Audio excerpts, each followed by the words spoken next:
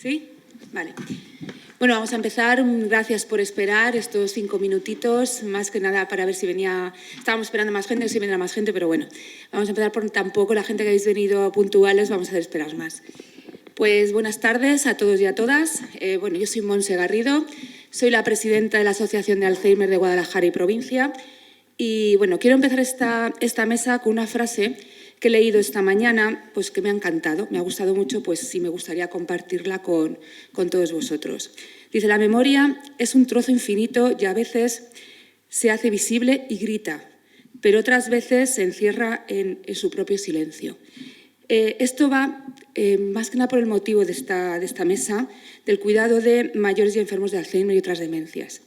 Hoy tenemos el placer, en este caso, de tener con nosotros a la UMAC, que los tenemos aquí es la UMAC, es la Unidad de Mayores Colectivos Vulnerables de la Policía Local de aquí de Guadalajara, a Francisco José Gala y a José María Domínguez, que nos van a hablar un poquito de lo que consiste la unidad y de la gran labor que hacen para responder a las necesidades de seguridad y protección de nuestros mayores. Tenemos también aquí que no puedo respirar, a Juan Espinosa Viera, ¿vale? Que es licenciado terapeuta ocupacional y actualmente está cursando un máster de terapia ocupacional de salud mental en la Universidad de Castilla-La Mancha. Y luego tenemos a Nuria Piquer, que es nuestra psicóloga. Bueno, en este caso Juan nos va a hablar un poquito del cuidado, ¿vale? de una persona con Alzheimer. Y Nuria, como os he comentado, Nuria Piquer, que es nuestra psicóloga de la asociación, ella nos va a hablar de la ayuda psicológica a los familiares, que es muy, muy importante. Pues con ello vamos a empezar. Muchísimas gracias por venir y empezamos con Paco y Chema. Gracias. Sí, sin anestesia. Bueno, pues buenas tardes. Lo primero, dar las gracias a la AFA por invitarnos y más concretamente a Montse, que al fin y al cabo es nuestro contacto, digamos. Y gracias por invitarnos porque nos interesa, pues, como decimos en plan de broma, vender nuestro libro. Nosotros no vendemos nada, evidentemente, pero sí queremos dar a conocer nuestro servicio. Entonces, muy rápidamente, a grandes rasgos, explicamos un poco en qué consiste nuestro servicio, porque algunos nos conocéis, otros os preguntaréis qué pinta la policía en una charla de este tipo. Nosotros realmente creamos la unidad dentro de la policía local, creamos esta unidad para dar respuesta, digamos, como ha dicho Montse, dar una respuesta de protección y seguridad a nuestros mayores, en principio, ¿vale? Entonces, a los mayores entendemos, tradicionalmente se entiende por mayores a personas mayores de 65 años. En principio, pues bueno, era una respuesta policial, pero sí que el día a día pues, nos ha llevado a ver cosas que, sinceramente, no esperábamos encontrar. O sí esperábamos de alguna manera, pero quizá no lo relacionábamos tanto al principio, ¿no? Como me refiero pues, a este tipo de dolencias que van asociadas a la edad, aunque por desgracia también afectan a personas más jóvenes. Entonces, bueno, pues como digo, se creó para dar respuesta de protección y seguridad.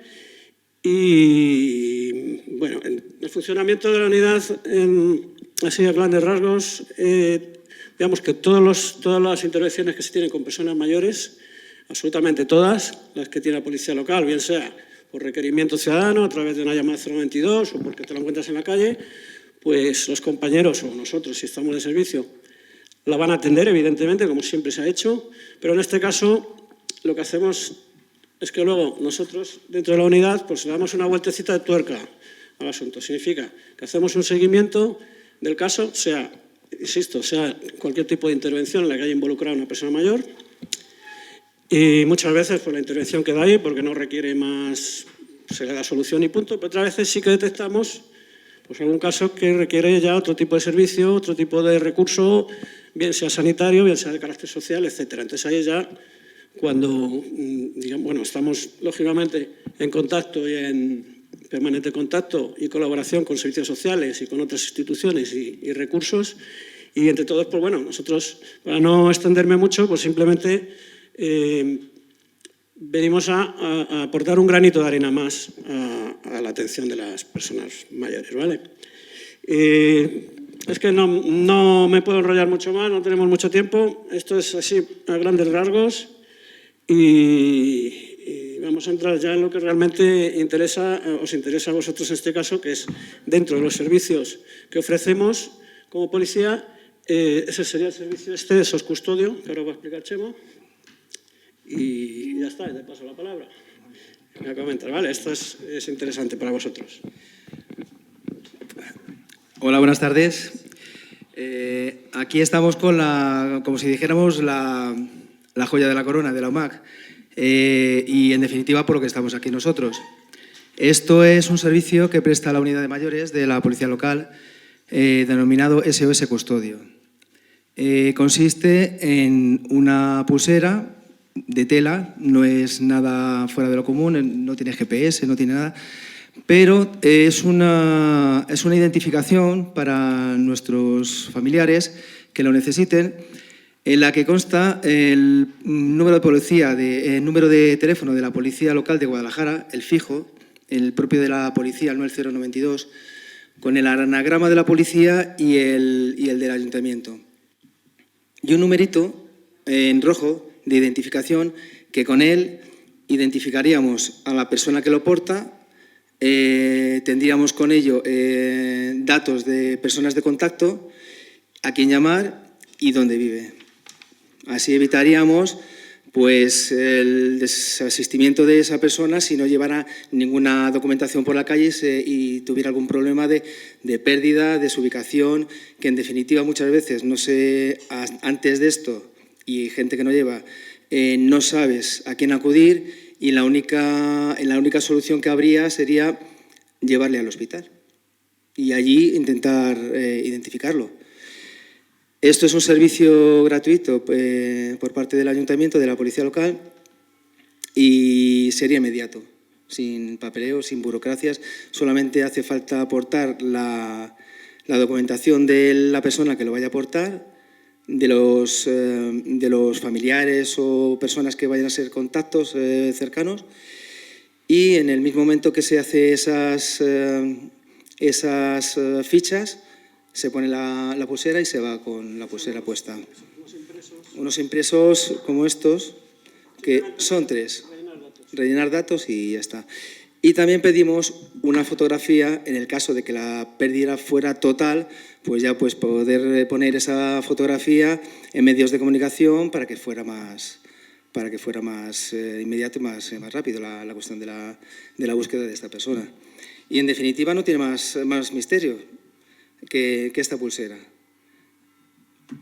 Por mi parte, si queréis, para que sea más dinámico.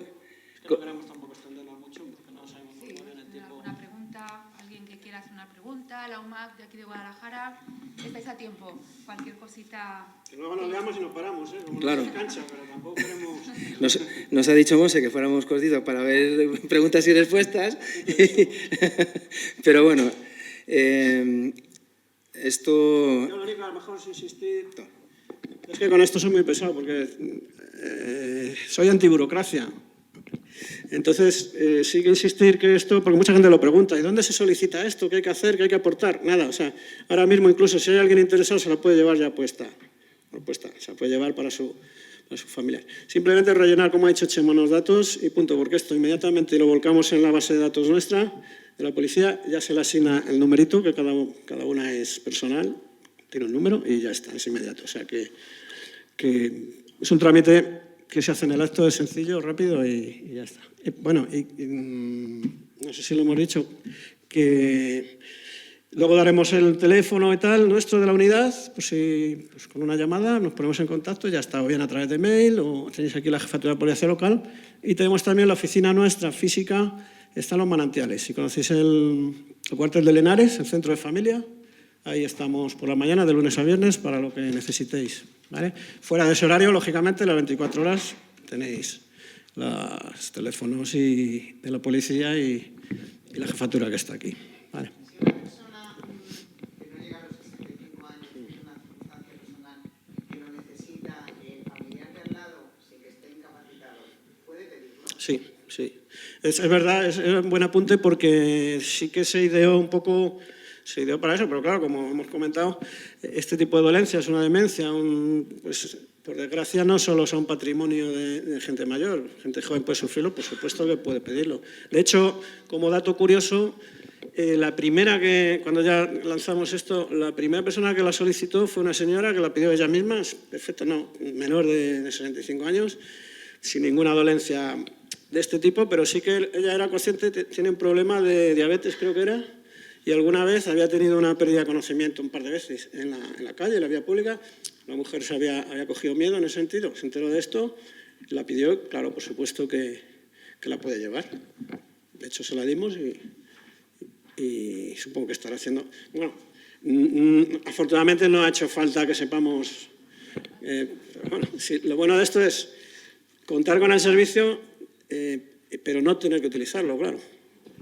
Sí, lógicamente. No hace seguimiento de ella, no te decir que ahora me pido la pulsera, vamos a decir me pido, para que sea más cariñoso, y yo la tengo para... Para que te oigan. Sí ya, pero me imagino que me oyen, pero bueno. Yo solicito la pulsera para un familiar mío.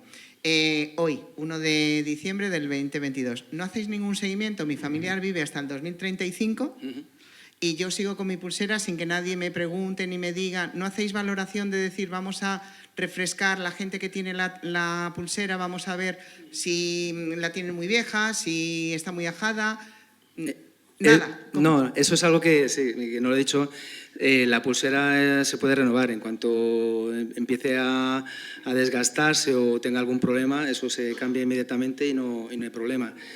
Es muy temprano, no llevamos casi un año de funcionamiento. En este año llevamos 11 meses a pleno rendimiento con esta unidad. Es temprano para valorar y para hacer un seguimiento. Esperaremos al año que viene para hacer un repaso de todas las pulseras que hemos ido repartiendo, que han sido hasta ahora han sido del orden de unas 50 pulseras que hemos repartido. Y ya hacer una valoración de cuál ha sido la evolución y la aceptación, cuántas de ellas han terminado hasta el día de nuestra pregunta o nuestra revisión. O sea que por ahora estamos esperando hacer por lo menos un año para ver qué tal va la pulsera. Lo que ocurre es por la tarde, llaman ahí, ¿quién se acerca a esa persona que está en medio de la calle? La policía, ¿no? La policía. Y ahí ya se contacta con el familiar que tenga el Efectivamente, teléfono. como ha dicho Paco, todas las llamadas que tenemos, si es por la mañana, preferiblemente vamos nosotros. Pero si es por la tarde o noche, policía hay 24 horas del día. Van compañeros nuestros. Si es alguna persona de la que estamos haciendo seguimiento, en nuestro programa informático sale un aviso de que está siendo seguido por la unidad de mayores y nos informan. Y si la llamada ha sido con una persona mayor de 65 años o colectivo vulnerable, también nos pasan un email a nuestro email corporativo y todas las mañanas lo miramos y lo repasamos. ¿Alguien más? ¿Quiere preguntar a Paco, Chema? También decir que si hemos tenido casos de la petición de la pulsera que no han querido acercarse o no han podido acercarse a la oficina, nosotros nos llaman y nosotros sin problema vamos a cualquier domicilio y le hacemos la cuestión de los papeles y le dejamos la pulsera puesta. Por eso no hay problema.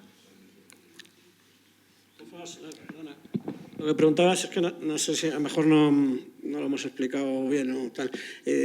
El número que se le asigna a cada persona, evidentemente es personal, va vinculado a su ficha, con lo cual a cualquier hora del día o de la noche, como ha dicho Chema, si aparece una persona desorientada, en el momento que se tecle esto, quien esté ahí siempre en el centro de control tiene acceso al programa informático, claro. Entonces, automáticamente va a saber esos datos. Es un poco fuerte lo que voy a decir, pero bueno, para entendernos así muy vulgarmente, es un identificador como llevan los animalillos. En definitiva es eso, aunque suene mal, disculparme. Es un numerito que en el momento que se pase, a través de ese número, pues ya tenemos los datos de la persona. Es sencillo. Entonces, eso es 24 horas, lógicamente, los 365 días del año.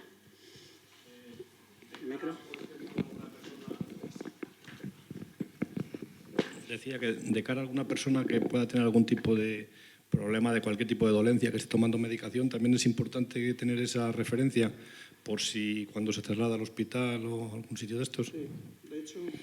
Sí, pues como lo ha dicho Paco antes, la mujer está con diabetes, tendrá su medicación y su problemática. Si tiene su bajada de glucosa, igual, la gente que esté con una medicación que le pueda provocar cualquier causa de desubicación, alergia o algo parecido, también podría ser el caso de utilidad de esta pulsera. A la hora de rellenar la ficha hay un apartado para eso, sí. A ver, evidentemente esto es una cosa muy personal de cada uno y quien quiere, pero vamos, normalmente la gente sí se le pregunta si tiene algún tipo de... o toma alguna medicación que sea de interés médico saberlo, porque como bien dices... A eso me refería. Claro, sí, sí. Hay gente que... Tenemos algún caso que sí, pues sí, pero es que toma, pues no sé qué, yo no soy experto, pero algún tipo de medicamento, pues lo reflejamos ahí. Porque tú sabes que muchas veces un servicio de emergencia de sanitario del 112, pues le interesa saber, lógicamente, esos datos y también figuran.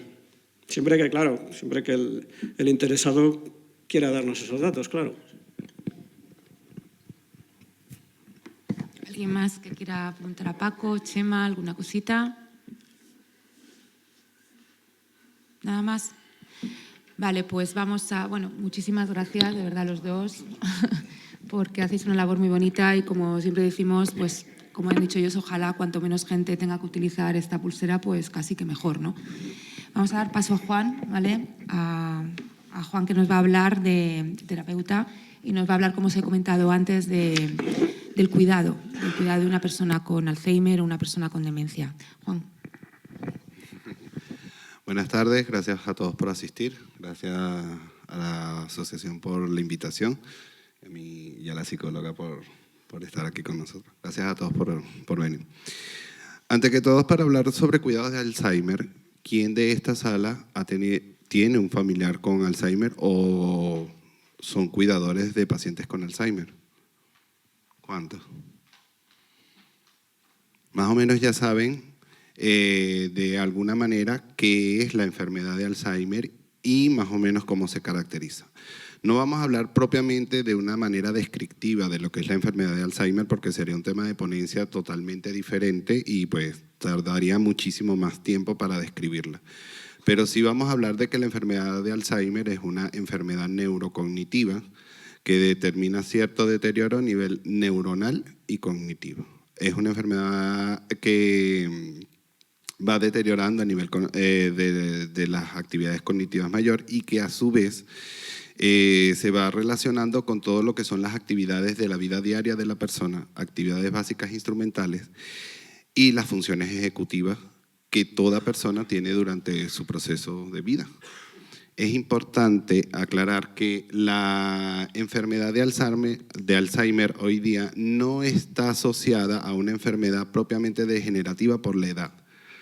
Ya hay estudios recientes de la Universidad de Estados Unidos donde refieren que la enfermedad de Alzheimer pueden tener causas por otros aspectos que tienen que ver con la alimentación, con el consumo de tabaco, con el estrés o con todo lo que genera esa falta de transmisión neuronal que produce exceso de proteínas a nivel cerebral. Pero eso ya sería un tema más amplio y que lo hablaría más un médico o un especialista médico como tal. Con respecto a lo que me compete a mí con los cuidados de Alzheimer, nosotros desde terapia ocupacional trabajamos con toda la sintomatología que conlleva todos los tipos de demencia. El Alzheimer es uno de los tipos de demencia porque hay muchos tipos de demencia, pero el Alzheimer se caracteriza principalmente porque es una enfermedad degenerativa, progresiva y no reversible. Por ende, la persona con el tiempo va perdiendo funciones necesarias dentro de sus funciones ejecutivas, como el mantenimiento de actividades de la vida diaria, actividades instrumentales, como ya les había dicho, salir, comer, todo lo que es lo más básico que para nosotros es algo rutinario y completo, para ellos tiende a ser algo más difícil y se va deteriorando cada día. ¿Cuál es ¿Cuál es el tema principal que queremos atraer? ¿Cómo podemos nosotros, como cuidadores, trabajar con estas personas sin necesidad de llegar a los actos agresivos, lascivos, que se han visto en algunos cuidadores, sin perder la paciencia? ¿Y qué tipos de cuidados podemos tener en específicos con ellos? Y dependiendo del tipo de demencia que se vaya haciendo. Como ya les dije, es una enfermedad degenerativa. Puede ser que en la primera fase de diagnóstico pues la persona se presente totalmente bien y haya unos que otros olvidos en ciertas actividades, pero a medida que va pasando el tiempo, el diagnóstico se va haciendo más relevante, el deterioro degenerativo se va conceptualizando más, y entonces ya se van viendo otras afectaciones cognitivas superiores que son destacables para tener en cuenta. Hay varios aspectos que podemos como cuidadores, como terapeutas, trabajar con los enfermos de Alzheimer. Entre los aspectos más comunes se encuentra dentro de su tríptico, está la comunicación, la alimentación, la higiene, el vestirse, el sueño, el descanso y el baño. Principalmente los cuidados a nivel de comunicación inicial son importantes. Tener paciencia es la base para trabajar con estos tipos de personas. La paciencia, tener una orientación clara, hablarles con voz clara, sin necesidad de gritar, fijando la mirada en la persona a la que nos les estamos dirigiendo, dándole muestras de qué es lo que queremos hacer, hacia dónde vamos, buscando totalmente la independencia de esta persona y que esta persona empiece con su autonomía en todo lo que son los trabajos que él ya venía desempeñando. Hacer cambios representativos dentro del hogar, pero que no sean tan visibles y que no afecten en el recorrido del recuerdo de esta persona que está yendo poco a poco perdiendo esas ciertas capacidades. ¿Qué cambios podemos hacer dentro del hogar? Bueno, dentro de los baños, si tenemos un baño con ducha, con bañera, cambiarla por un cuarto de baño que tenga una tina, unas barras específicas para que la persona pueda hacer sus aseos personales totalmente independiente. Es importante que como cuidadores no tengan que entender que la persona a la que estamos trabajando tiene un poco de intimidad y que es muy difícil cambiar eso de la noche a la mañana. Entonces se va haciendo de manera progresiva, solamente orientándole a que cómo debe bañarse, qué es lo que se debe hacer e ir supervisando todo lo que es la parte del baño, los aseos, lavarse los dientes. Tener una rutina con ellos y establecer la rutina de qué hora debe bañarse, cuándo debe lavarse los dientes y solicitárselo en el caso que no quiera. Puede ser que muchos de los pacientes con Alzheimer, debido a este tipo de sintomatología, tengan conductas agresivas o puedan rechazar la actividad o simplemente no te respondan. Vamos a tener un poquito de tiempo y vamos a empezar a volver a replantear la situación y cómo podemos seguir para que ellos vayan trabajando adecuadamente dentro de las actividades básicas dentro del hogar, principalmente. A nivel de la cocina, más que todo si son mujeres o hombres, los hombres no entran mucho en la cocina, pero si lo hacen igual. Guardar todo lo que sean objetos de cuchillos que sean afilados, tijeras, porque ciertamente ella puede en su momento recordar que tiene que hacer algo de comida, va y lo puede estar haciendo y cortarse y no se da cuenta. Cambiar todo lo que es la parte de las bombonas de gas, si tienen cocina a gas, y ponerlo por vitrocerámica, porque es mucho más seguro que las bombonas a gas, porque la persona se puede olvidar que está abierta.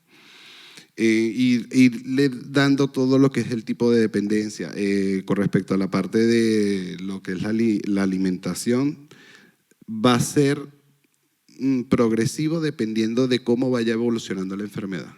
Inicialmente, dejar que la persona siga con sus hábitos de rutina, con una comida balanceada, para que la persona pueda comer y hacer el proceso de deglución de manera adecuada. A medida que vaya avanzando la enfermedad y la persona empiece a tener dificultades para pasar bolos alimenticios más gruesos, empezar a triturar la comida, colocárselo más estilo papaya y tener hábitos de comida de momento. ¿Okay? La mesa, que no tenga ningún tipo de otros adornos que no sean sino sus platos de colores céntricos, de plástico, vasos de plástico decorativos para evitar que vayan a haber cualquier tipo de accidentes. Vamos a también a permitirles que ellos elijan lo que corresponde a la parte del vestido y cómo deben de vestirse. Y vamos a hacerlo por secuencia. Primeramente la ropa interior, luego el pantalón, luego la camisa, pero importante que ellos sepan qué van a hacer y todo el tiempo estar a la mano con ellos para preguntarle, serle partícipe de todas las actividades y que ellos no se pierdan dentro de las actividades. A medida que la enfermedad vaya siendo más degenerativa y que la persona vaya teniendo pérdida secuencial de todo lo que ella debe hacer, colocar dibujos grandes, visibles, en gaveteros, en todo, para que él sepa dónde, o ella sepa dónde está cada cosa. Aquí está la ropa, aquí están los utensilios de baño, aquí está para la comida. Importante, los paseos y las actividades de ejercicio. Dentro de los trastornos de enfermedad de Alzheimer, la movilidad es indispensable, porque ellos tienden a tener, cuando no hay una conexión sináptica a nivel cerebral y también el problema de sedentarismo se asocia a la enfermedad, pues el proceso degenerativo tiende a ser más rápido. Desde el proceso terapéutico lo que se busca no es curar la enfermedad, porque no se cura, sino detener un poco lo que es el proceso degenerativo de la sintomatología y lograr potenciar todo lo que esta persona tiene en el momento para que la pérdida de lo que se vaya haciendo a nivel con el tiempo se vaya haciendo de manera más lenta y no tan rápida. Con respecto a la movilidad, indispensable que tengan sus paseos cortos, que logren hacer otras actividades que no sea solamente estar en casa o ver televisión. Bueno, vamos a dejarlo viendo ahí está tranquilito. No, hay que ejecutarle un plan de actividades durante el día. Importantísimo trabajar en centros como esta fundación, que tiene su centro de Hospital Día para la ayuda de todos estos pacientes, porque dentro de la fundación hay un equipo interdisciplinario de excelencia que ayuda a todo lo que es el trabajo de actividades básicas cotidianas y todo lo que es el trabajo de actividades básicas instrumental. Debemos saber que con el proceso degenerativo van viendo ciertos síntomas que ya lamentablemente la persona no va a poder atender. Por ejemplo, gestionar las acciones de cuenta bancaria, y en ese momento es donde los familiares directos deben entrar para poderles ayudar a mantener todo ese tipo de gestión. Hay que evitar que la persona se mantenga en estados de nervios, evitar los gritos, evitar que se le grite, que se le pegue, que se le maltrate. No hablar delante de la persona como que si ella no existe, porque es una persona que está ahí, que aunque tiene un proceso degenerativo, escucha y hay otros síntomas sensoriales que están presentes. Entonces hablamos con otros familiares, bueno, es que no, vamos a llevarla para acá o vamos a llevarla al médico. No, ella también tiene que ser partícipe de todo lo que está haciendo. Los paseos, a medida de que vaya avanzando la enfermedad, tienen que ser en compañía, no pueden ser solos. Y evitar todo lo que sean riesgos de accidentes dentro del hogar. Escalones muy altos, pisos muy lisos, quitar las alfombras, los zapatos, quitarle los cordones, colocarle velcro, quitar lo que son los botones, colocar todo lo que sea más cómodo para ellos, para que ellos puedan ser totalmente independientes y funcionales. El proceso, como ya les dije, pues es un proceso degenerativo. El trabajo es arduo, pero es con un trabajo que se hace con amor y entendiendo de que tenemos al frente una persona, no tenemos al frente una enfermedad. Y lo más importante es que con el cariño que uno vaya a trabajar con ellos para recuperar y ayudarles a que mejoren en algo dentro de lo que ellos están padeciendo, tener en cuenta que es importante que también son seres humanos y que su proceso de privacidad en muchos aspectos hay que respetarlo. Preguntarle muchas veces, ¿qué quieres? ¿A dónde vas a ir? ¿Qué quieres hacer hoy? No ser partícipe de que, bueno, hoy vas a sentarte, vas a hacer esto. A medida que avance la enfermedad, pues por supuesto que ahí tenemos que actuar de otra manera. Pero inicialmente, dentro de lo que sería el proceso agudo y intermedio, pues permitirle a ellos actividades que le mantengan esa memoria activa. El tiempo, que se mantengan adecuadamente orientados, tiempo, espacio y persona. ¿Cómo te llamas? ¿Qué día es hoy? ¿Qué comiste? ¿Qué guapo estás o qué guapa estás? Vamos a bañarnos. No me quiero bañar, tranquila. Nos bañamos más tarde. Esperamos un tiempo, volvemos a intentar, pero todo con paciencia. Ese es los intereses más adecuados de los cuidadores.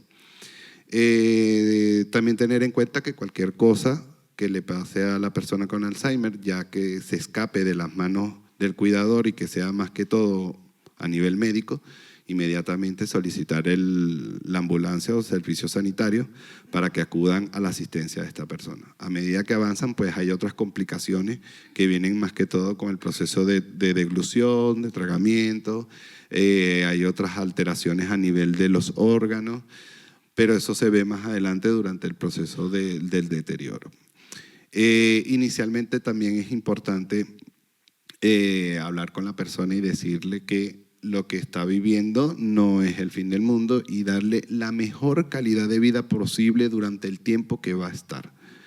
Evitar las angustias y pues simplemente vivir. Vivir y enseñarle a vivir. ¿Alguna pregunta? Tenéis puesto Alzheimer y Parkinson. ¿Qué porcentaje de personas que tienen Parkinson acaban con Alzheimer? ¿Lo tenéis estudiado? Actualmente la Asociación de España, la Asociación de Neurología de España ha determinado que hay 800.000 casos de demencia dentro de España. La demencia por Parkinson es algo diferente a la demencia por el Alzheimer. En el Parkinson hay un proceso de dopamina que baja a nivel cerebral y en el Alzheimer el trastorno neurológico más que todo se debe por el exceso de proteínas que afecta la neurotransmisión. Puede ser que en ciertos momentos la persona padezca de movimientos cíclicos o movimientos repetitivos que pareciera que pudiera ser Alzheimer. Parkinson, pero no pueden ser más que todo Alzheimer. Personas que tienen Parkinson y con los años acaban generando Alzheimer. Recuerda que el Parkinson también es una enfermedad degenerativa. Pero por eso te Y es preguntaba, un tipo de ¿hay demencia. estudios o no hay? No, es que es una demencia. Sí, pero que te digo que no hay cálculo, no hay porcentajes, no se sabe cuánta gente que tiene Alzheimer puede acabar cuánta gente que empiezas con Parkinson al cabo de los 10 años acabas con Lo que Alzheimer. pasa es que la enfermedad de Parkinson es un tipo de demencias y como tal es muy difícil distinguir entre el Alzheimer y el Parkinson con respecto a la demencia, porque es un deterioro cognitivo de igual manera. Dentro del Parkinson se encuentra el deterioro cognitivo. Entonces va a ser la clínica que va a ir determinando según el tiempo cómo vaya avanzando el transcurso de la enfermedad.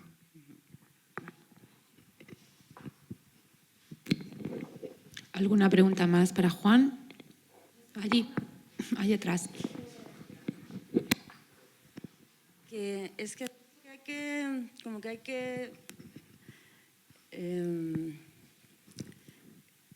que guardar su intimidad en casi todos los aspectos de su intimidad, ¿en cuáles no? Que has dicho que había que preservar su intimidad, casi todos los aspectos de su intimidad. ¿Cuáles son los aspectos de su intimidad que no...? Los aspectos de la intimidad que me refiero es que durante el proceso de esta enfermedad inicial y en el proceso intermedio, la persona tiene dependencia para poder gestionar lo que es el baño y el aseo de manera particular, y ya todos los conocemos. Simplemente es ir supervisando de que eso se haga de manera adecuada, supervisando que se seque bien. Pero a medida de que vaya avanzando el deterioro cognitivo y que de cierta manera ya se le olvide cómo hacer el baño, pues nosotros vamos a entrar con ellos dentro del cuarto de baño, pero vamos a permitir de que ellos se bañen por sí mismos. Le damos el jabón, te vas colocando aquí, o sea, no ser invasivos al momento de ayudarles. Eso es más que todo cuidar un poco dentro de su intimidad, respetar cuáles son sus querencias, porque de repente ellos hoy no quieren salir. De repente ellos hoy no quieren salir al parque, sino quieren dar una vuelta dentro del conjunto residencial donde viven. O simplemente lo que quieren ser actividades de memoria y no quieren caminar. O sea, ir dándole actividades significativas, pero permitiéndole a ellos definir qué es lo que quieren. Ya cuando el deterioro sea mayor y llegue un momento en que la persona a nivel de comunicación le cueste hablar o simplemente se pierde el habla o no lo haga o que la conversación sea totalmente incoherente, pues nosotros no burlarnos de la situación, sino simplemente cambiar el tema o buscarle que haga relación a lo que estamos hablando. Aquí, por poner un ejemplo a lo que te preguntaba ella, o sea, por ejemplo, un caso particular, el de mi padre, pues claro, hay que llevarle, acompañarle a la ducha porque puede coger el jabón equivocado. O sea, hay veces que se han dado pues con la brocha de afeitar, se bañan. Entonces, hay que estar, la intimidad, claro, es muy importante, pero tienes que estar pendiente de que no hagan cualquier cosa con un producto que no sea el adecuado. El otro día, sin ir más lejos, pues mi madre se dio Nivea en el cepillo de dientes, o sea que hay que estar... Sí, es importante que dentro del cuarto de baño esté lo indispensable. O sea, todo lo que sean hojillas o lo que sea para afeitarse, hay que guardarlo. No que no esté a su alcance. Y dejar simplemente las cosas esenciales. Por ejemplo, su jabón, su champú, o sea, su parte de aseo.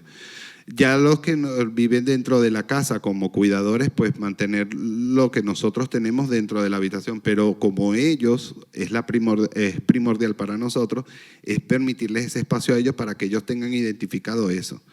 Igual que por el momento, preguntarles a los familiares o preguntarle a las personas que vivían antes con el familiar, cómo era su proceso de vida o cómo era ese desarrollo de vida durante su trabajo dentro de la casa. Porque, por ejemplo, a lo mejor, en tu caso, tu padre se afeitaba o se quitaba o se duchaba en ciertas horas y que de repente llegue yo como cuidador y le diga, ahora lo vas a hacer a esta hora, pero es que su cabeza no le permite gestionar que a esa hora es, y aunque no lo logre entender, va a haber un choque. Entonces, por eso es importante que el cuidador haga un análisis de su perfil ocupacional de manera adecuada para poder detallar cuáles son los puntos necesarios en lo que nosotros como cuidadores vamos a abordar. Todo lo que lleva la base de la ocupación. ¿Alguna otra pregunta?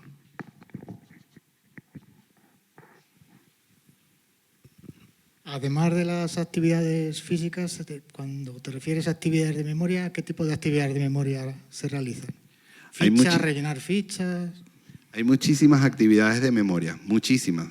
Pueden ser actividades de juego, pueden ser actividades de dibujos, hay lo que se llaman pictogramas, hay lo que se llaman mandalas, sopas de letras, crucigramas, o sea, actividades sencillas, pero todo dependiendo de lo que ellos quieran hacer y el nivel educativo que tengan, porque de frente tenemos a una persona que puede ser que tenga un nivel educativo bajo como puede que tenga un nivel educativo alto, y me ha pasado en muchas ocasiones que los cuidadores logran frustrarse, que es un tema que va a hablar mi colega, porque las actividades que le coloca el paciente pues simplemente no le tiene interés, pero es porque ya sea que su nivel educativo sea muy alto y le pongas una actividad de crucigrama y te va a decir ¿qué es esto? Entonces, es de ahí lo importante de desarrollar cuáles son las estrategias y analizar minuciosamente ese perfil ocupacional de la persona para saber qué actividades eran de interés, cómo poder abordar esas actividades y cómo indicarle al cuidador qué debe hacer o cómo hacer para irle cambiando las actividades de manera diversa. Pero hay muchísimas actividades a nivel de memoria, muchísimas. Y actividades manuales, tanto manuales como a nivel de computadora. Lo que es menos preciso y lo que se logra evitar es que la persona esté la mayor parte del tiempo al frente de un televisor o escuchando radio, o pasando todo el día durmiendo. Porque si el paciente con Alzheimer pasa todo el día durmiendo, en la noche no te duerme. Y las siestas es indispensable que no se pase más de 45 minutos durante el día. Hay que mantenerlo todo el tiempo en actividades. Vale, sí, no, te lo digo porque a mí, por ejemplo, la neuróloga me ha dicho, pues, en un folio ponle que rellene, por ejemplo, 10 ciudades que empieza por C, y me cuesta que se siente y haga ese tipo de trabajo, de tarea. Puedes hacerle en un folio o puedes hacerle otras actividades. Por ejemplo, colocas diferentes tipos de palabras, ¿verdad? En una pared grande, colocas diferentes tipos de palabras en un papel y entonces le vas a decir, vamos a subrayar la letra C que aparece dentro de esa palabra, y agarras un rotulador y tú subrayas. Entonces le dices, vamos a buscar la C. Es diferente y le cambias el contexto a lo que te dice ella. Todo está en el cuadrante imaginativo que puedas trabajar con él. Vale, desde que trabajamos con personas con Alzheimer, la imaginación vuela.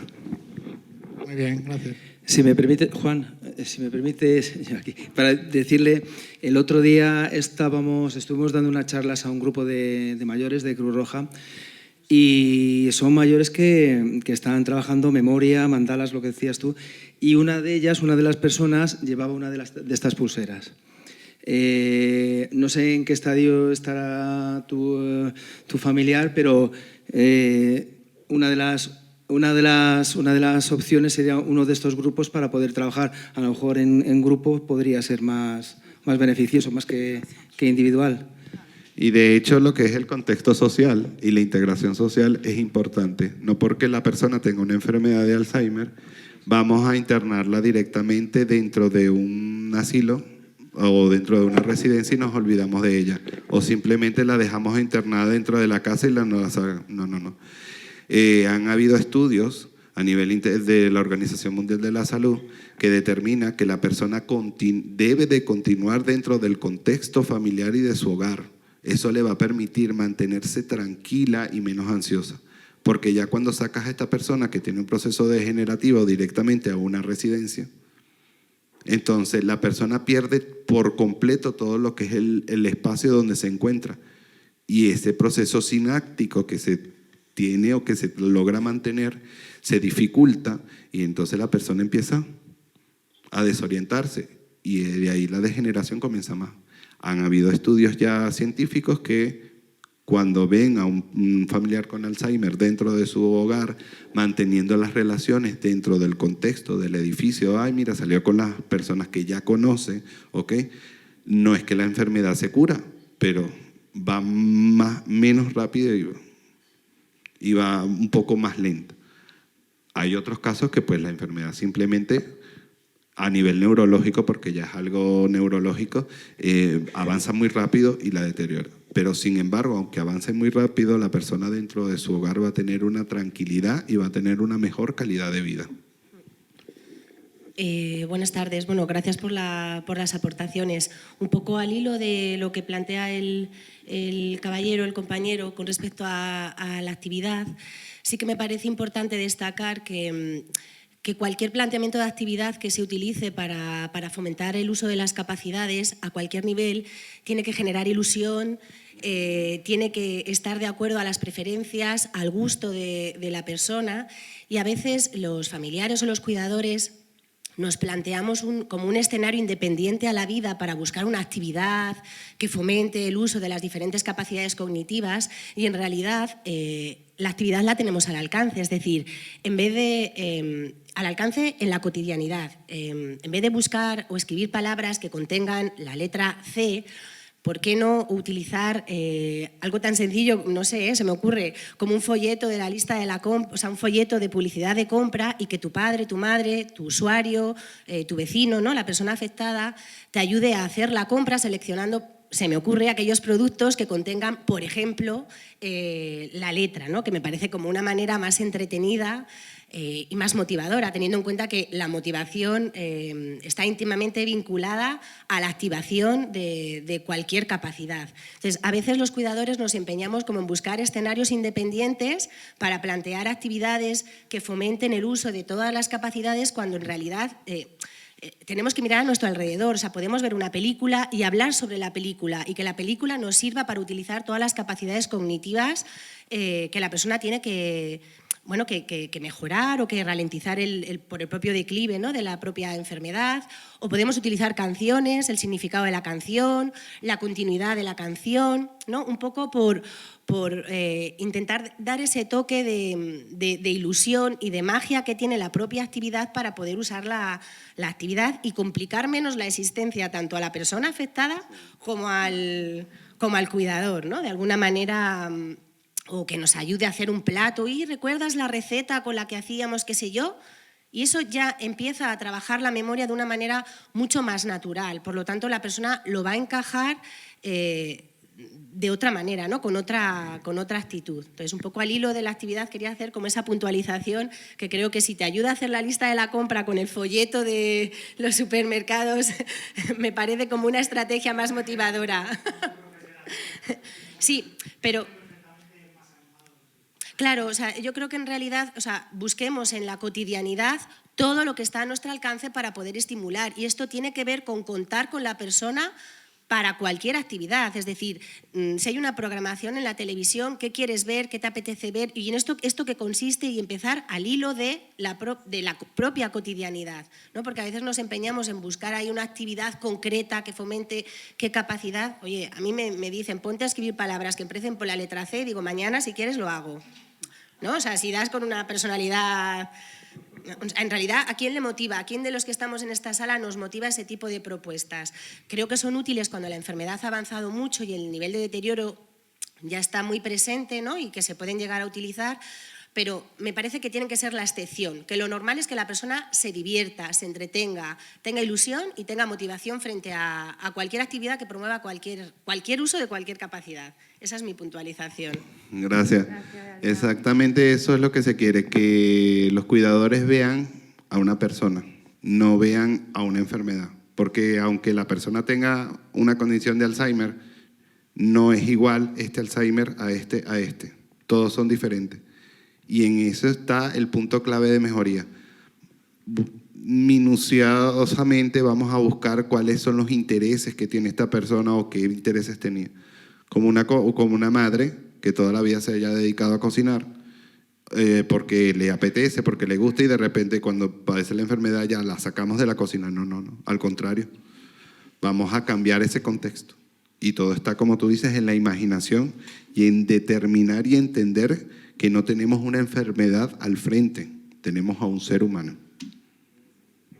Sí, Juan, al hilo de estas estrategias que se están comentando, una de ellas podría ser, por ejemplo, trabajar la memoria a largo plazo, pues, con fotografías antiguas. Podría ser un buen ejercicio, quizás. Sí. De hecho, en los centros de Hospital Día, como está la fundación, dentro de las funciones del equipo interdisciplinario está una colega que es terapeuta ocupacional, están los psicólogos, que ahí vamos trabajando en conjunto con los pacientes y con los familiares, para que darle diferentes tipos de directrices o cómo podemos ayudarle. O sea, es mucho más amplio lo que se puede hacer, pero no cabería dentro de una ponencia. Ahora. ¿Alguna pregunta más para Juan?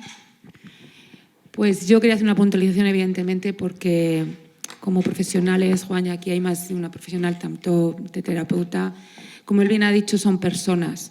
Y ellas, en este caso con esta enfermedad que es el Alzheimer, ellas y ellos no eligen olvidar. Por eso es muy, muy importante el saber cuidarlos, los que estáis en casa, los cursos que están haciendo con cuidadores especializados en todo ello y con todas las pautas que ha dado Juan, para que esta persona, no tengo más que añadir evidentemente, pero quería hacer esa puntualización, que ellos no eligen olvidar. Os voy a dejar ahora con Nuria, con nuestra psicóloga Nuria Piquer, que os va a hablar. Una cosa que usted dice que es muy importante, es que ellos olvidan su entorno, pero nosotros Exacto, exactamente. Son sus ojos, su voz. Si nosotros sabemos quiénes ellos son, entonces démosle esa calidad de vida y ese amor que merecen. Por eso, que es tan duro esta enfermedad que sobre todo ahora lo que nos va a hablar Nuria es de la ayuda psicológica que necesitan los cuidadores, porque además de todo esto es muy, muy importante, yo lo digo de verdad, esa ayuda psicológica para ellos. Voy a dejar con Nuria, que es nuestra, lo que se me ha contado, nuestra psicóloga de la asociación. Nuria, adelante. Gracias. Hola, buenas tardes a todos. Bueno, a ver, yo aquí estamos hablando pues, de los enfermos, el Alzheimer, todo esto, y yo voy al otro lado. Yo voy a hablar sobre los cuidadores, que es la otra cara de la moneda que tiene esta enfermedad, ¿vale? Para mí los cuidadores son el enfermo pasivo, pero es un enfermo también. Hay mucho sufrimiento, es una enfermedad dura, bastante dura. Y bueno, pues yo digo que desde que se inicia el proceso demencial se instaura a la vez el proceso del cuidador. Porque desde que ese familiar se sienta con el enfermo en la consulta del especialista, bien sea un neurólogo, sea un geriatra, y les dan un diagnóstico, ya sea de un diagnóstico como probable enfermedad de Alzheimer o sea un deterioro cognitivo, que es como el inicio, ¿vale?, a lo que puede llegar a ser una demencia. En ese mismo momento ya aparece una figura como cuidador. Cuidador hablamos de la persona que se va a hacer cargo, la persona que va a estar más horas ahí y bueno, pues la que va a soportar y a llevar todo el cuidado. Es muy importante que cuando se hace esta primera comunicación sea extensible por este cuidador o por esta figura que hay allí como familiar al resto de la unidad familiar. Quiero decir, muchas veces hay familias que se van con ese informe a casa y casi lo medio guardan y bueno, lo iré diciendo poco a poco. Bueno, pues es muy importante la comunicación con el resto de la familia. Es decir, ha llegado esto, parece que hay esto y a partir de ahí empezar ya a planificar muchas cosas que se van a tener que hacer en todo el proceso. Lo primero ya, pues en turnos para ese cuidado, en decisiones médicas que haya que tomar. Bueno, pues hacerlo extensible, eso sí, al resto de la unidad familiar. Es una tarea que una vez que llega, es como que te llega un trabajo de golpe las 24 horas del día. Jornada completa, aquí no hay descanso. Entonces, bueno, imaginarlo así. De pronto tenéis esto ya 24 horas al día para ti.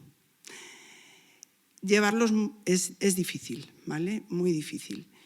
Estas personas, pues bueno, pasan, los cuidadores yo digo que van pasando un poco por, si para mí, para mí en general la enfermedad de Alzheimer pasa por 3 fases, una fase inicial, una fase moderada y una fase severa, el cuidador hace lo mismo, pasa por 3 fases.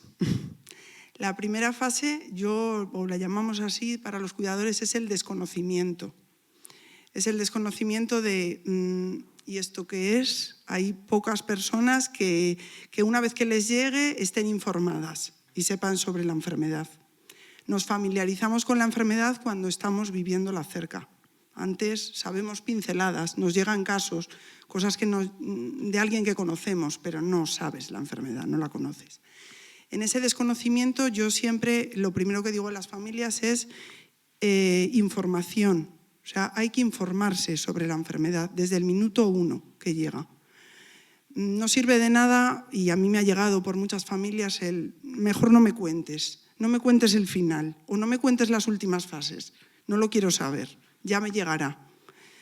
Bueno, cada uno se le puede dar en su dosis. Si no quieren contar, está claro que no le puedo contar, pero le iré dando a pequeñas dosis, se lo iré contando.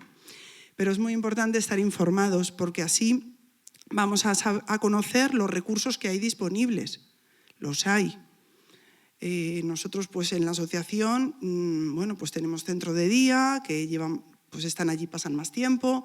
Hay talleres de estimulación cognitiva, que es lo que nos referíamos un poco antes, que no pasan tantas horas, pero van a lo mejor 2 días y pasan la mañana. Bueno, entonces es importante tener información de la enfermedad para saber también qué recursos tenemos disponibles. ¿Qué hay en cuanto a los servicios sociales a nivel público? ¿Qué opciones tenemos? Es verdad que el tema público va más lento de lo que nos gustaría, mucho más. Tenemos que pasar por un reconocimiento de dependencia y ese reconocimiento, pues lamentablemente, no nos quita nadie los 6-7 meses, que es una pasada de tiempo. Bueno, hay que mirar las opciones a nivel privado. Yo cuando llegan a la asociación a informarse las familias, les informo de que a nivel público va lento, les doy las opciones que tenemos a nivel privado que nos cubran hasta que llegue lo público, que es lo ideal. Bueno, entonces en esa fase que decimos de desconocimiento hay que informarse, todo lo que tenemos a nuestro alcance, qué hay. Después nos llega una fase de ese cuidador donde la denominamos un poco el cansancio. El cansancio es cuando ya estamos metidos en la enfermedad, ya somos conscientes de lo que hay, la conocemos, vivimos su día a día con toda la intensidad. Y bueno, pero ese cuidador pues puede con ello, porque los cuidadores pueden con todo, con todo. Es como una madre con muchos hijos, puede con todo, pues los cuidadores igual. Entonces, en ese momento en el que están ellos más en una fase moderada y el cuidador en un cansancio que ya empezamos a notar, que es visible, que hay signos que nos están diciendo que hay unos síntomas ahí, que ese cuidador no está prestando atención, que su salud, pues bueno, la revisa a medias o no la revisa. Bueno, pues es importante en esa fase también seguir informándose. Igual, bueno, no os lo he dicho antes, pero desde el inicio los grupos de autoayuda ayudan mucho, ¿vale? Nosotros en la asociación tenemos grupo de autoayuda, yo tengo uno con cuidadores, lo hacemos un día a la semana, 1 horita y media, hacemos ahí reunión, nos juntamos, y bueno, es un momento de descarga emocional muy importante. Es en el momento que yo digo que yo lo que quiero es hablar de ellos y de cómo se están cuidando. Y todos lo que me traen día a día es, pues esta noche ha dormido, no ha dormido, pues ha comido, no ha comido, pues se ha puesto la ropa del revés. No, vamos, que estamos para cuidarnos nosotros, vamos a dejar al enfermo. Bueno, pues acudir a los grupos de autoayuda es importante. Hay una interacción social. Yo hace tiempo una persona me dijo, me siento bien porque aquí hablamos todos el mismo idioma. Y porque con poquito que cuente, el que tengo enfrente ya conoce perfectamente lo que quiero decir. No tengo que expresarme más ni alargarme más, ya se sabe. Bueno, yo creo que ayuda. Es verdad que también depende. Hay personas que deciden no acudir, pues porque quieren un poco despejarse de otra manera, no hablando sobre. Y me parece muy bien.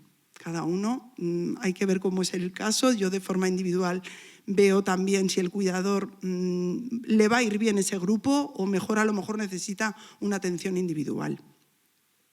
Bueno, luego tenemos la fase que os decía que es como la tercera fase del cuidador, que es cuando ya nuestro enfermo de Alzheimer ya tiene un deterioro severo y nos aparece aquí ya, bueno, pues el desbordamiento que llamo yo, o el acostumbramiento, que a veces hay personas que ya ahí es cuando dicen no puedo más, ya he llegado al tope, no puedo más, hasta ahora no he reconocido que necesitaba la ayuda, pero ya está totalmente desbordado, a veces porque me vienen hasta con un informe médico y me dicen esto es mío.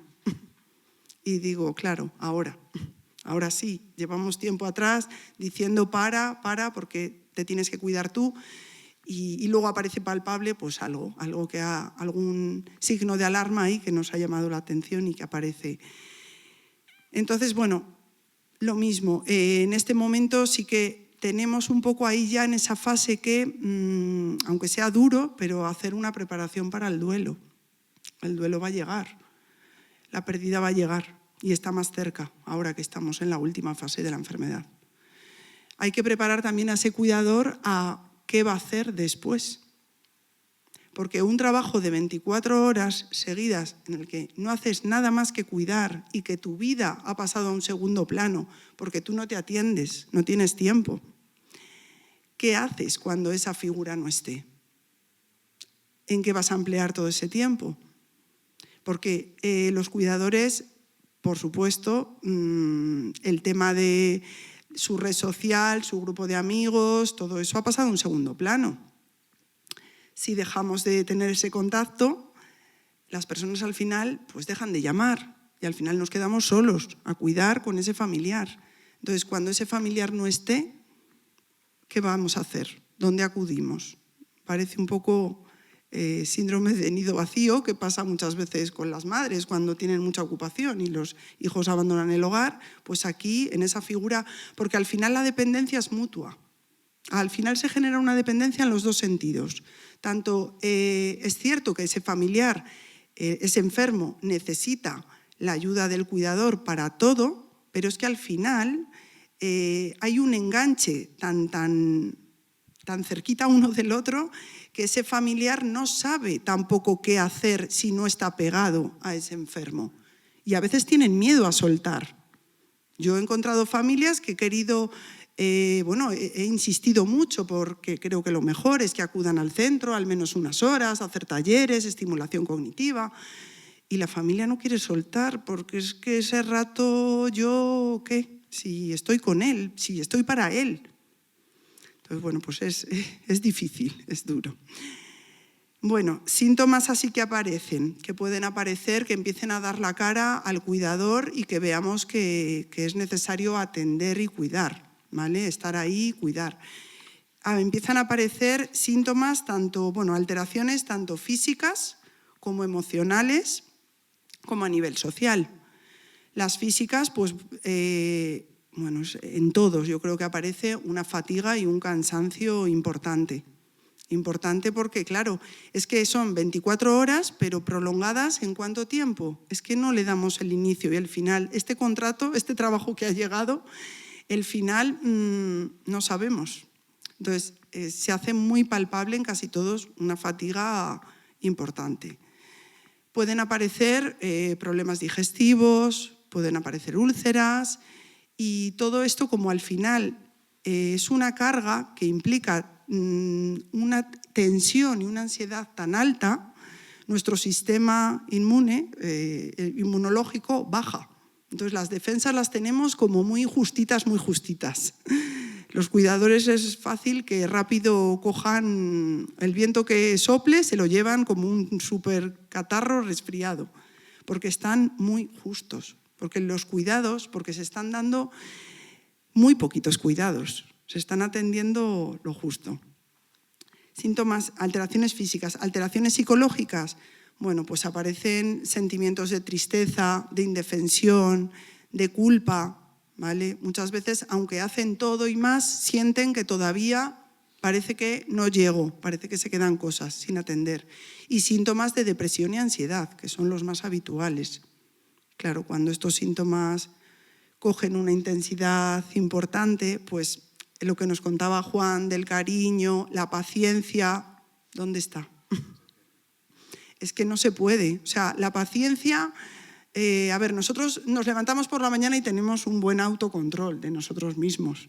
Somos capaces de... Pues no sé, imaginaros una persona que se pone a dieta, se levanta por la mañana y dice, no, yo esto, no, porque es que voy a empezar el día perfecto, el desayuno lo voy a hacer como me han marcado, perfecto. Según va pasando el día, tú trabajas, tienes tu ritmo de vida, duro, mediodía, llega la tarde y la noche ya, pues mira, esto que está aquí para comer, que no lo había dejado, me lo como porque no puedo más. Pero eso quiero decir en cuanto al autocontrol. El autocontrol le perdemos según el día se va cargando de cosas. Estas personas pueden levantarse con mucha fuerza y mucha energía, que todos lo hacen muy bien, pero cuando llegan las últimas horas de la tarde, que encima es el momento donde ellos se ponen peor, con la caída de la tarde. Yo digo que es la hora bruja, a partir de las 7, no falla. Ahí empiezan a estar más desorientados, piden irse a casa cuando están en su casa, se pueden alterar, se ponen nerviosos. Bueno, pues ahí cuando tenemos que tener más control es cuando el cuidador tiene menos control. ¿Cómo hacemos esto? Si no hemos dormido lo suficiente, si nos hemos alimentado un poco regular, no se puede. O sea, mantener la paciencia en cuidadores profesionales sí, está claro. Yo en el centro no pierdo los nervios. Mantengo la calma y mis compañeras también y les tratamos con todo el amor del mundo, con mucho amor y les abrazamos, les damos besos, todo. Pues yo en mi casa con mis hijos por la noche les grito. porque ya no puedo más y les grito, pues el cuidador que está todo el día con ese enfermo que a lo mejor no le lleva a ningún centro, o sea que no tiene ni un tiempo para él de nada. Por eso es tan importante el acudir a los centros de día. Es muy importante, porque ese ratito que tu familiar está atendido, le tienen estimulado, podemos dedicarlo a otras cosas. Y es un rato en el que desconectas. Porque si no, en casa, aunque diga, no, si a mí no me da trabajo, si está ahí sentado, sí, pero te busca, te llama, si no estás dentro de su campo de visión, te persigue por la casa o simplemente te repite el nombre constantemente y tú dices que estoy aquí, pero no me sigas. Claro, están pegados a nosotros. Si él no está ahí y está en ese centro, bueno, pues yo puedo estar a otro modo. ¿Y qué pasa? Que cuando vuelven, que todavía nos queda tarde y noche para pasar con ellos y compartir, que a veces es eso, hasta ponerles en un centro de día nos da la culpa de, es que estoy diciendo que no puedo atender cuando les llevo. No, estás diciendo que quieres atender mejor todavía, que esa tarde y esa noche la vas a hacer fenomenal, porque estás más fresco, es así. Has tomado respiro y quien toma respiro está mejor. Entonces, bueno, aparecen, lo que digo, las alteraciones psicológicas y alteraciones sociales. El cuidador se aísla, es lo que os decía. Tiene que romper el entorno, porque si él estaba acostumbrado a acudir a lo mejor a hacer algún grupo o a hacer alguna actividad, si tiene que cuidar no puede ir. Y yo solo puedo dejar. O a lo mejor el café ese que tomaba con unas amigas, pues puedo prescindir de él porque tengo que cuidar. Entonces nos vamos aislando cada vez más. Y aparece lo que llamamos el síndrome del cuidador quemado, que es cuando ya aparecen unos niveles muy altos de ansiedad, una tensión muy alta, y empiezan a dar la cara a otros síntomas que, bueno, pues son más complicados de atender. Pues esta fatiga crónica que os cuento pues se convierte en aguda. Tienen a lo mejor, empiezan a tener problemas y a tener puede ser un consumo excesivo de alcohol, de cafeína para estar más despiertos, de algún estimulante que les permita mantener la atención o creen que la atención con él. O un consumo excesivo de alguna medicación, como puede ser pastillas para dormir porque no pueden dormir, o puede ser antidepresivos o antipsicóticos, o ansiolíticos, que está bien si es necesario, pero claro, el consumo excesivo no. Entonces, bueno, entramos ya, ¿qué aparece más en el cuidador que ya está muy sobrecargado? Pues los cambios de humor. No son personas, emocionalmente están muy alterados, muy irritables. Les decimos algo y dicen, ¿qué? Porque tienen como el nivel de alerta activado, entonces es como que están hipersensibles, según les da, pues si no te he dicho nada. Bueno, pues ¿qué quieres? Eso se nota mucho. Cuando ya estamos sobrepasados, no podemos más, no controlamos emocionalmente. Entonces, mantener el cariño, la paciencia, no puedes, no te sale. Pero claro, hay que mirar por qué no sale. Es que ese cuidador no está bien, es que necesita descargar. Necesita irse un rato, darse un paseo. A mí me dicen, sí paseo, con él, con ella. No, que no me vale, que tienes que pasear solo, que no te lo puedes llevar debajo del brazo a todos los sitios, que tienes que buscar un tiempo para ti, para tomar el café que te tomabas una vez a la semana, pero hazlo. Hay poco tiempo, pues hay que sacarlo. Y despegarnos también de él, porque si les ayudamos a que se despeguen un poco de él, cuando avance la enfermedad y lleguemos a los momentos en los que ya veamos que hay que trabajar el tema del duelo y la pérdida, lo vamos a tener un poquito más fácil. Porque a lo mejor ese café ha pasado de hacerlo 2 veces o 3 a la semana a 1, pero queda 1. Tenemos algo donde acudir y tenemos un hilo del que tirar. No rompemos del todo toda la interacción social. Entonces, bueno, todo eso son señales que nos llevan a pensar que hay que atender. El cuidador mismo no lo ve, es muy difícil que lo vea. Lo ideal es que ellos por sí solos puedan pedir la ayuda, pero es difícil. A veces el resto de la familia o algún otro familiar cercano debe intentar supervisar un poco y mirar, igual que miramos al enfermo, mirar al cuidador y decir, hasta aquí. Hoy vengo yo porque tú te tienes que ir. Te tienes que ir a dar un paseo, tienes que quedar con alguien y tienes que despejar y salir. Porque cuando vuelvas, yo les digo, habéis cargado las pilas. Si es que estáis mejor, les habláis mejor cuando volvéis de ese respiro. Aunque se vayan rumiando y pensando, me va a estar llamando, cómo le habrá atendido este cuidador, porque luego es muy difícil el delegar, no quieren delegar. O sea, el enganche este que os digo es en las dos direcciones, entonces es que no me deja. Hay hijos o familiares que me dicen, si es que no nos deja entrar, lo quiere hacer todo. Bueno, pues hay que hacer por entrar o trabajar eso un poco para que, bueno, se separen. Más cosas que os quería contar sobre ellos. Bueno, lo que os digo, yo me encargo más de, allí en la asociación, bueno, me encargo de estar con ellos, con los enfermos y hacer las valoraciones y ver cómo va un poco la enfermedad evolucionando, pero en cuanto a los cuidadores, el cuidar a los cuidadores, yo les digo que hay que cuidar la salud, ¿vale? En esto entra pues intentar dormir lo suficiente. Es difícil porque es verdad que si tienes una persona que a lo mejor el sueño no lo tiene bien y se levanta muchas veces y tú te levantas detrás a ver dónde va o a ver si sabe volver a la cama o no sabe, pues es difícil poder llevar ese sueño. Claro, para eso tenemos que decirles o asesorarles de que es que ese sueño de él tiene que estar regulado para que el cuidador también lo tenga. Porque a lo mejor luego dicen, bueno, luego él duerme durante el día, ya, pero eso no, estamos alterando el ciclo. Entonces, dormir lo suficiente es importante, hacer algo de ejercicio. Me dicen, no es que no tengo tiempo. Bueno, pues una caminata, un ratito a paso un poco ligero, vale. Con eso vale para haber liberado un poco la tensión. Y bueno, si se puede practicar alguna técnica de relajación o bueno, combatir ese aislamiento que tienen, pues fenomenal para cuidar el cuerpo. Cuidar las emociones, reconocer las emociones, es el poder expresar y decir, pues es que sí, estoy mucho más irritable o más nervioso de la cuenta o, bueno, pues, o síntomas depresivos que empiezan a ser visibles, que veamos también ahí. Poner los límites para cuidar, es lo que os digo, que intenten que el cuidador sea capaz de delegar en otros y decir, pues yo llego hasta aquí, ya más no puedo llegar, como ponernos un límite para ese cuidado. Y lo que os decía antes, el cuidar las relaciones sociales. Seguir en los grupos de autoayuda, que es cierto que hacen una interacción también entre ellos, muy buena. Yo en mi grupo luego sé que quedan y se toman un café, unos días que no hay grupo, pero lo hacen ellos, y a lo mejor no todos, pero algunos.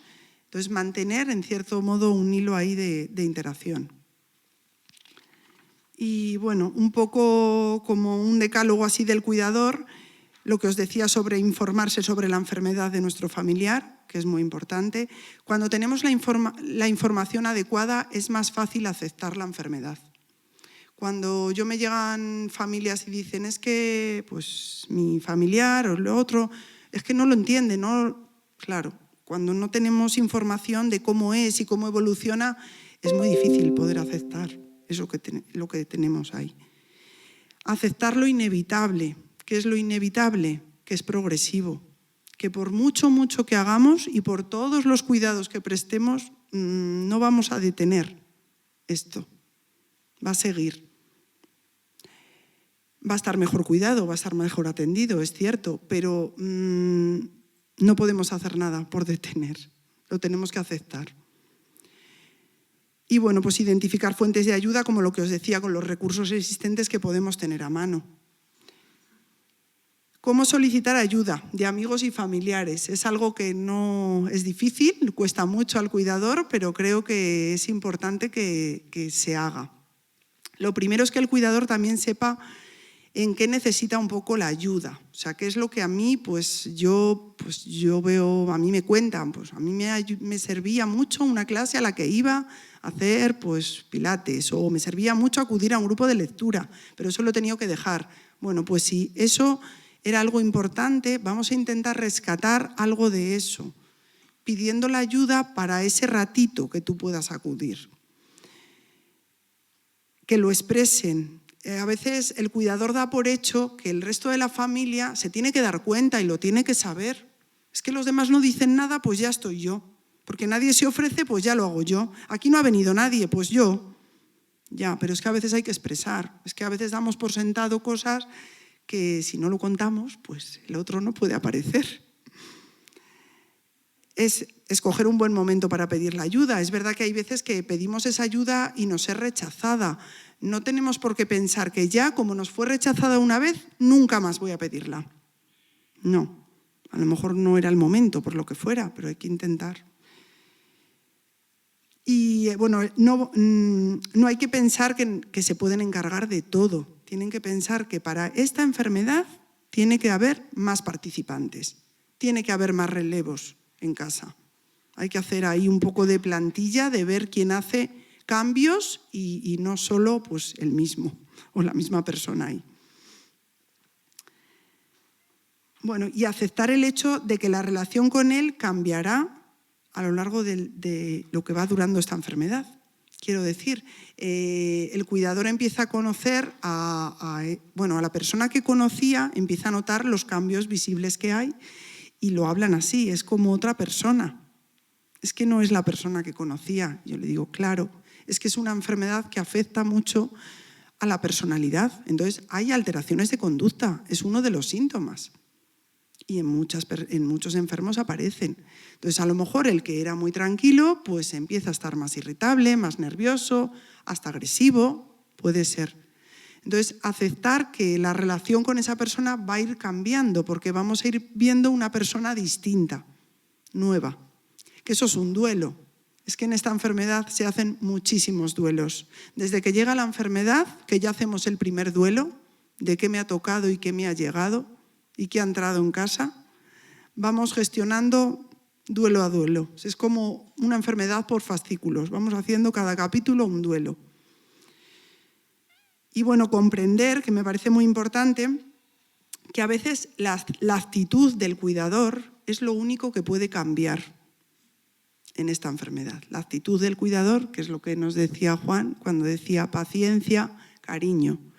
Vamos a ver cambios en él si conseguimos dar un giro en nuestra actitud.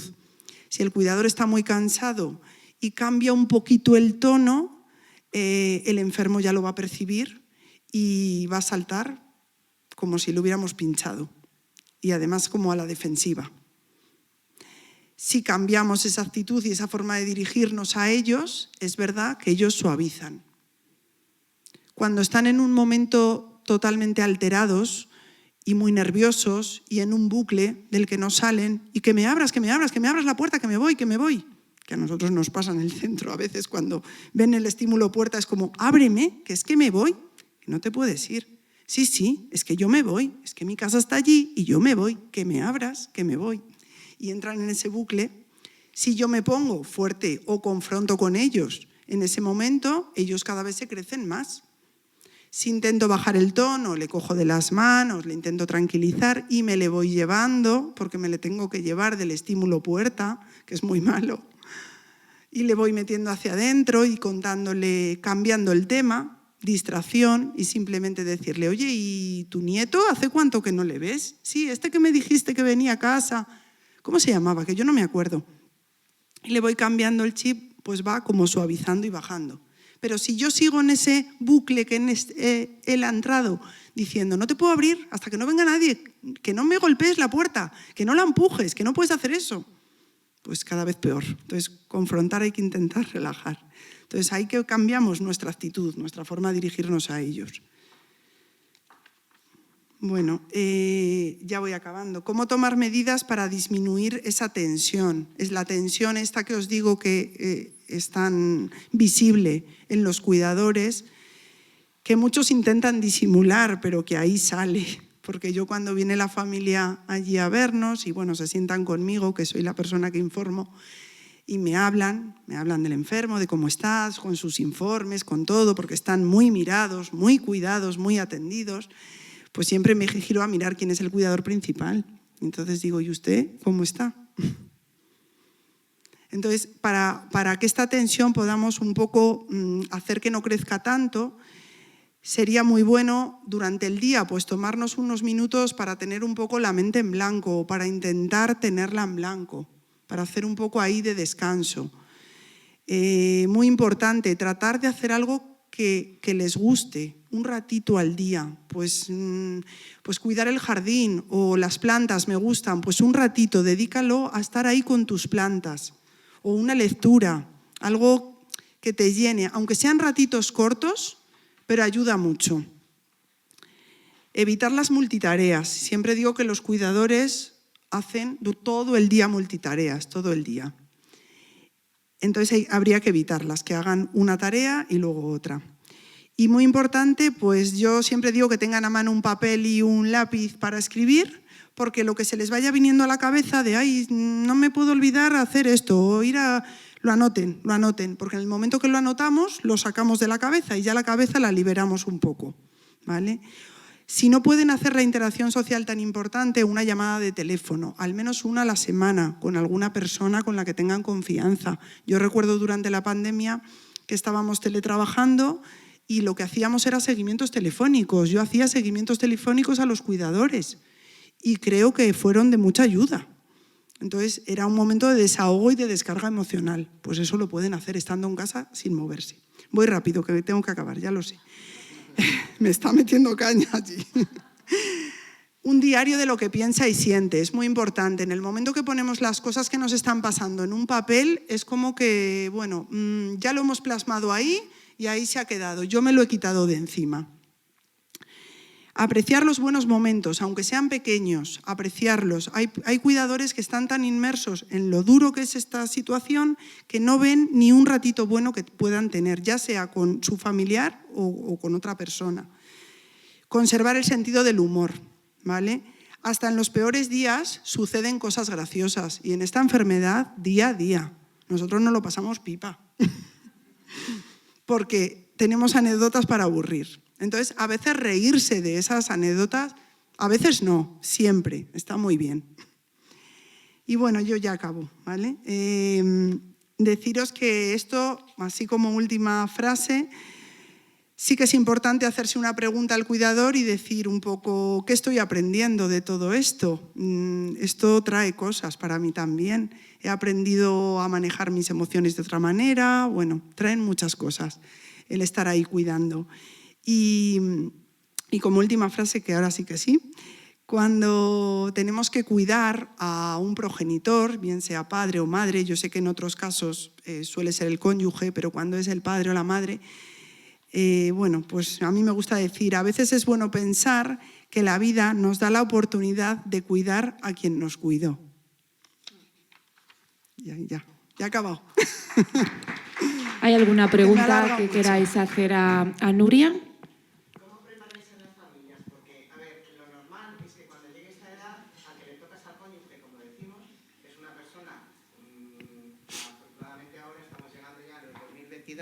Y la gente puede tener ya un nivel cultural más Gracias, Laura. Pero cuando tú estás pensando en gente con 90 años o gente con 80 y en los pueblos, pues el nivel cultural es más bajo. Con lo cual aprenden con el día a día de lo que les toca vivir. Y los hijos no están allí, con lo cual lo tienen más complicado. Entonces, al final, el cuidador es el marido o la mujer que se pega las 24 horas, como dices, y el vecino que entra algún ratito a ver o no va a ver. ¿Cómo ayudas a esas personas? Porque al final los hijos también muchas veces por falta de tiempo, no vamos a decir otra cosa. Pues como ya está mi padre, como ya está mi madre, que se ocupa y que lo hace muy bien, porque le atiende, porque sabe cómo manejarle, porque yo cuando llego, pues yo no hace mucho que no estoy, o no sé, o mis hijos no sabe atender o tratar a sus nietos. Entonces, hay muchas veces que hasta los hijos se van retirando un poco, porque es muy triste ver esa decadencia, ¿no?, de esa madre o de ese padre, ¿no? Entonces, al final solo le queda al padre, le queda esa madre. Y hablo ahora de pueblos, no hablo de aquí, porque aquí estábamos diciendo muy bien, pues al final yo puedo bajar al portal y sentarme en el parque y el vecino de al lado que sabe la situación, pues a lo mejor la mujer del vecino de al lado me dice, venga, que se queda mi mujer con tu mujer un ratito y tú te bajas. Pero en el pueblo, pues es verdad que tienen más oportunidad porque pueden salir a la calle y según van a la farmacia por la medicación, pues se entretienen, pero otras veces no hacen ni caso a los vecinos porque la han dejado sola y tienen que ir volados, ¿no? Entonces, ¿cómo podemos llegar a los pueblos? Porque en Guadalajara capital estamos teniendo cosas y oportunidades, pero ¿y qué hacemos con los pueblos? Yo en mi pueblo hay una señora que tú sabes que le pasa y que lo tiene, porque cuando te la encuentras, lo que te acaba de decir, dices, Dios mío, pero lo dices tú, que eres una persona joven, que sabes lo que es esta enfermedad y que lo conoces. Pero otra persona mayor que se la encuentra dice, pero qué tontería me acaba de decir la fulanita. Y claro, la hermana tiene que ir detrás diciendo, qué vergüenza paso, porque es que le ha dicho una barra basada, que es que acabo diciéndola. Es que, claro, entonces acabamos todos diciendo que aquí todo el mundo está loco, porque es la manera de comunicar las demencias, haciendo el gesto de no le hagas caso, no le hagas caso, ¿no?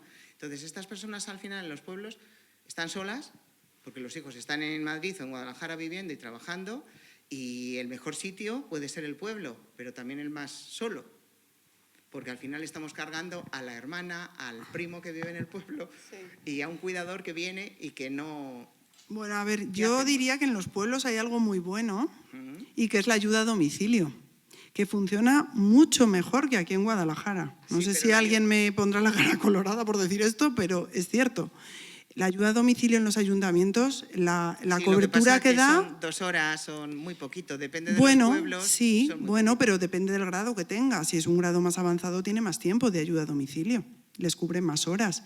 Entonces, es verdad que igual que cuando se solicita aquí en Guadalajara capital, te puedes ir antes a la residencia y no te ha llegado la ayuda a domicilio. No, en los pueblos llega antes. En los pueblos llega según se solicita. Entonces, a mí sí que me parece un recurso que yo les digo a las familias, pues mira, si estáis en pueblo, esto está. Sí, pero al final y te luego limitas a que les laven y les vistan y les preparen el desayuno. Pero a partir de ahí, y ahora yo voy a reivindicar la formación, es imprescindible que se empiece a preparar. A ver, nosotros somos el centro de formación que estamos dando el curso de Alzheimer y yo reivindico que esto se siga haciendo y que se haga a las familias, porque al final dices, si yo he aprendido algo es porque yo he tenido un familiar o porque a mí me ha tocado o porque yo he estudiado, pero si no la gente además no quiere hablar del tema por miedos. A ver, yo con las familias cuando están en pueblo así y veo que falta atención y bueno, y que los hijos no acuden porque no pueden o porque no hay tiempo, un cuidador externo se plantean en casa tener. Sí, pero que te quiero decir, hay que potenciar el preparar a ese cuidador externo, porque al final es la persona que viene a que a las 8 o las 9 le levantan, le lavan, le visten, le ponen el desayuno y le sientan en la tele. Si estás en el pueblo, a lo mejor le sacas a la plaza del ayuntamiento a que se siente y salude a la gente que pasa, pero si no, ahí se queda toda la mañana.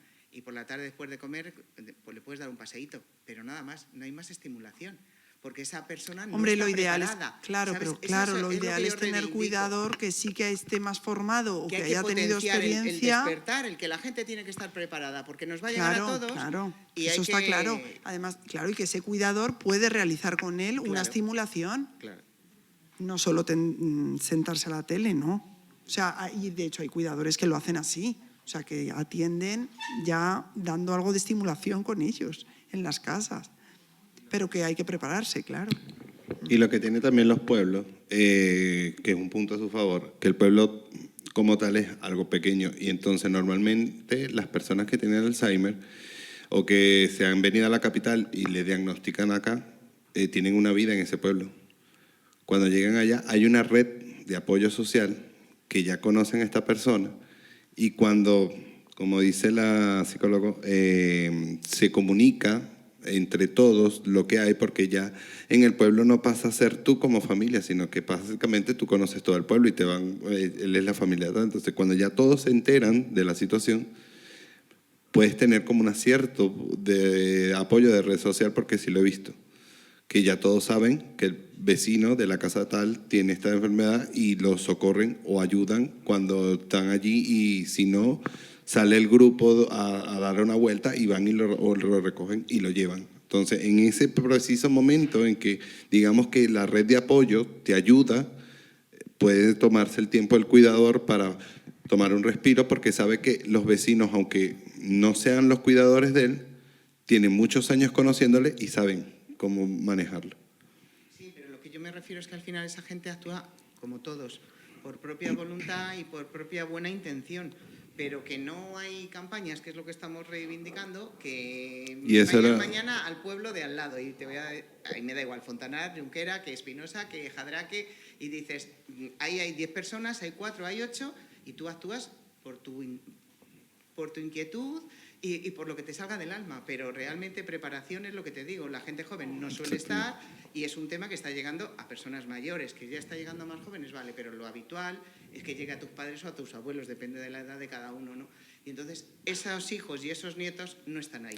La prevalencia actualmente a nivel mundial se dice que está más o menos entre 70.000 millones de personas, 70 millones de personas a nivel mundial con la enfermedad. En el 2050 se esperan unos 130 millones. Por eso o despertamos y empezamos a preparar. Y de eso estuve hablando con la presidenta de la asociación, que este tipo de actividades se deben de hacer no solamente aquí en Guadalajara capital, sino que se debe expandir a los demás pueblos. Porque en la capital siempre tenemos todos los recursos, pero en los pueblos no. Entonces, cuando llegan al pueblo con este tipo de expectativa, pues es otra lo que logras ver. A lo mejor aquí no todos intervienen en el proceso de la ponencia o de este tema de debate, pero a lo mejor en el pueblo sí, porque no hay tantos recursos como los tienen en la capital. Y otra cosa que hay que hacer es quitar el estigma de la enfermedad. Es decir, suena muy mal el cáncer, pero ahora resulta que, y es muy malo lo que voy a decir, que decir que tienes cáncer, entre comillas, ¿vale?, no da vergüenza. Da mucha pena, da mucha tristeza, pero en cambio cuando la gente dice tengo Alzheimer, es como dices, ostras. Y de hecho la primera persona, yo no sé si ya ocurre o no, pero antes cuando alguien tenía una demencia, la persona que la tenía, no se lo digas a nadie, ni a tu tía, ni a tu primo, ni a tu madre, y si puedes, no se lo digas a tu hermano porque está en Madrid o está en Sevilla. Que no se entere nadie lo que acaban de decirnos. Entonces, esa persona no lo aceptaba y con lo cual los de alrededor, más silencio todavía. Y tú dices, es que estamos haciendo aquí... Pues... Porque lo identificamos con el gesto que has dicho tú antes. Claro, entonces por eso Locura. Digo que tenemos que tener mucho cuidado cuando hablamos, ¿no? Porque cuando dices, es que está loco, es que está pirado, y hacemos bromas como, hoy que estoy despistado, uy, ya tengo el Alzheimer, que es una cosa que yo no sé cómo es tan fácil de decir con lo grotesco que es, ¿no? Pero bueno, entonces al final, pues todos tenemos que intentar con nuestro vocabulario, con nuestra forma de hablar y decir en la familia y decirlo. Yo siempre pongo el mismo ejemplo, tú te caes, te rompes una pierna y dices a todo el mundo, estoy de baja porque me ha roto una pierna y el trauma me ha dado la baja. Tú tienes una enfermedad mental porque simplemente estás en una depresión y tú dices, no puedo ir a trabajar, estoy de baja. Y nadie quiere decir que es que tiene una depresión, es como que es una vergüenza, ¿no? Y dices, o empezamos a asumir que esto nos llega o no lo podemos arreglar. Sí, muchísimas gracias, de verdad. Se nos va el tiempo a todos, la verdad, antes de nada, para despedirnos. Quiero dar las gracias a Paco y a Chema por haber estado aquí, por habernos enseñado todo. Sé que para vosotros es un placer. A Juan, a Nuria, nuestra psicóloga, y yo quería comentaros que cualquier cosa, porque lo mismo que ha dicho Nuria, de que no lo sabes hasta que no lo tienes al lado. Entonces, cualquier ayuda que necesitéis, cualquier consejo, cualquier asesoramiento, lo que queráis, estamos a vuestra disposición en la asociación. Tenéis ahí un tríptico que hemos hecho con todo lo que hemos hablado, que está muy bien, que lo explica brevemente. Igualmente, hemos hecho este año un calendario solidario, ¿de acuerdo? A ver, un calendario que con €1 nos ayudáis muchísimo, porque €1 no es nada, pero para nosotros es mucho, con lo que tengamos. Y dar las gracias también, quiero dar las gracias a Charo, Marta, Laura, que se ha ido también de Fundación Ercesa, a Yadira, que se ha ido. ¿Y por qué? Porque están haciendo un curso muy interesante sobre todo esto, sobre cuidadores de Alzheimer, para personas con Alzheimer, en este caso, perdón, más que nada. Y es un curso muy bonito que vamos a colaborar con ellos, que espero colaborar más veces con esta fundación, y sobre todo porque todo lo que ha dicho Juan es muy bonito, pero que hay que llevarlo a práctica, igual que ha dicho Nuria. Con eso tenemos gente que está aprendiendo a hacer todo eso para que nuestros familiares, en este caso, tengan esos cuidados que nosotros mismos, muchas veces mentalmente no podemos. Entonces, daros las gracias a todos por venir. Espero que os haya servido y cualquier cosa, aquí estamos. Recordaros lo del calendario, de verdad, que es muy importante. Además, mira, es el calendario del recuerdo. ¿Por qué? Porque no sé si sabéis que el Caja Guadalajara, ¿vale?, tenía este calendario, lo hemos hecho igual, simplemente para llamarlo eso, el calendario del recuerdo. y vosotros también, pues el lema que nosotros tenemos en la asociación, que nosotros sí que nos tenemos que acordar de ellos, de los que no eligen olvidar. Así que muchísimas gracias por venir a todos. Gracias.